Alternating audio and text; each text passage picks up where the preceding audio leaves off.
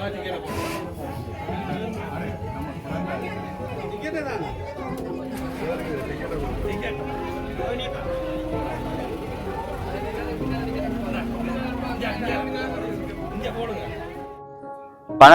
இன்றைய தினம் இலங்கை போக்குவரத்து சபையின் பொன்னியின் குடியிருப்புக்கான பேருந்து சேவை 12 ஆண்டுகளுக்கு பிற்பாடு மீளவும் ஆரம்பிக்கப்பட இருக்கின்றது. இன்றைய தினம் அதற்கான ஆரம்ப நடவடிக்கைக்கு இங்கு வருகை தந்திருக்கின்றோம். அந்த வகையில் இந்த பிரதேசத்தில் வாழ்கின்ற மக்களின் நீண்டகால தேவையாகவும் நீண்டகால கோரிக்கையாகவும் காணப்பட்ட இந்த விடயம் எமது அரசாங்கத்திடம் முன்வைக்கப்பட்டதன் ஊடாக இன்றைய தினத்திலிருந்து அந்த பேருந்து சேவை ஆரம்பிக்கப்பட இருக்கின்றது. அந்த வகையிலே கிட்டத்தட்ட 3 பிரதான கிராமங்களை சேர்ந்ததான இந்த மக்கள் வசிக்கின்ற இந்த பிரதேசம், அதாவது கீரி மற்றும் கால்வாடு, பொன்னியன்குடிப்பு ஆகிய பிரதேசங்களை சேர்ந்த மக்கள் தங்களுடைய அன்றாட தேவைகளுக்கும் அதே போல விசேடமாக மாணவர்கள் தங்களுடைய பாடசாலைகளுக்கு செல்வதற்கும் அதே போல ஏனைய நோயாளிகள் ஏனைய அத்தியாவசிய சேவை தேவைப்படுகின்ற மக்களுக்கான போக்குவரத்து வசதி மிகவும் குறைந்த அளவிலே இங்கு காணப்படுகின்றன. வரும் தனியார் பேருந்துகள் மட்டுமே பயணத்தில் ஈடுபடுகின்றது. இந்த வகையிலே கூடுதலான மாணவர்கள் சீசன் பருவகால சீட்டை பெற்று பிரயாணம் செய்வதால் அவர்களுக்கு அந்த பருவகால சீட்டை தனியார் பேருந்தில் பயன்படுத்த முடியாத நிலை இருந்தது. அந்த வகையில் அவர்களது கோரிக்கையும் நாங்கள் பரிசீலனைக்கு எடுத்து இந்த பேருந்து சேவையை மீண்டும் ஆரம்பித்திருக்கின்றோம். தொடர்ந்தும் இந்த பேருந்து சேவை தொடர்ச்சியாக இடம்பெறும். அதற்கான அறிவுறுத்தல்களை நாங்கள் இலங்கை போக்குவரத்து சபையின் மன்னார் டிப்போவுக்கு வழங்கி இருக்கின்றோம்.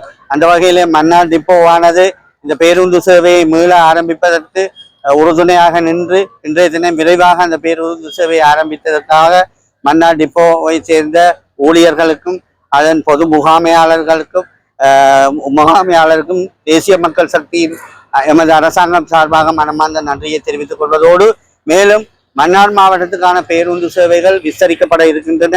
எதிர்வரும் காலங்களிலே குறிப்பாக மன்னாரிலிருந்து கொழும்புக்கு பிரயாணம் செய்யக்கூடிய குளிரூட்டப்பட்ட பேருந்துகள் மன்னார் டிப்போவுக்கு பெற்றுக் கொடுப்பதற்கான பூர்வாங்க நடவடிக்கைகளை நாங்கள் ஆரம்பித்திருக்கின்றோம். அந்த வகையிலே சொகுசு பேருந்து சேவையும் மக்களுக்கு ஆரம்பிக்கப்பட இருக்கின்றது. காரணம் என்னவென்று சொன்னால், மன்னாரிலிருந்து புகையிரதத்தின் ஊடாக ஒரு வழி பாதை மட்டுமே இடம்பெறுகின்றது.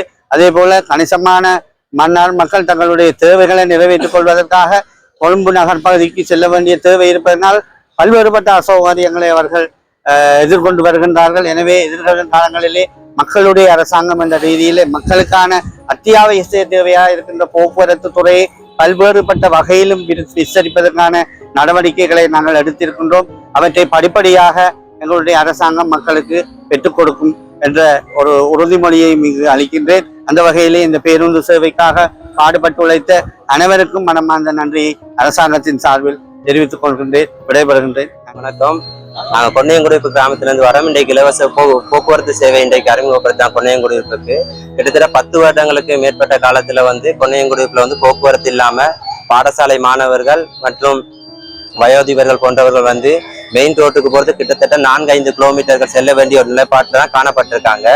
இன்றைக்கு NVP அரசாங்கத்தின் ஊடாக எங்களுக்கு இந்த உதவியை செய்து தந்ததற்கு மிக்க நன்றிகளை பொன்னியங்குடியிருப்பு சமூகம் சார்பாக நன்றிகளை தெரிவித்துக் கொள்கின்றோம். மற்றும் இந்த உதவி எங்களுக்கு தொடர்ந்து நடைபெற்றுக் கொண்டு இருக்கணும்னு ஆசைப்படுறோம். சமூகம் சார்பாக போக்குவரத்து தொடர்ந்து நடைபெறுவதனூடாக பள்ளிக்கூட மாணவர்கள் மற்றும் கவர்மெண்ட் வேலைக்கு போறாக்கள் இந்த இதனோட பல பயன்கள் அடைவார்கள் என்று கூறிக்கொண்டு எங்களது சமூகம் எப்போதும் உங்களுக்கு நன்றி கடன் பட்டதாகவும் எப்போ நன்றி உள்ள செயற்படுவோம் என்று கூறிக்கொண்டு விடைபெறுகிறேன்.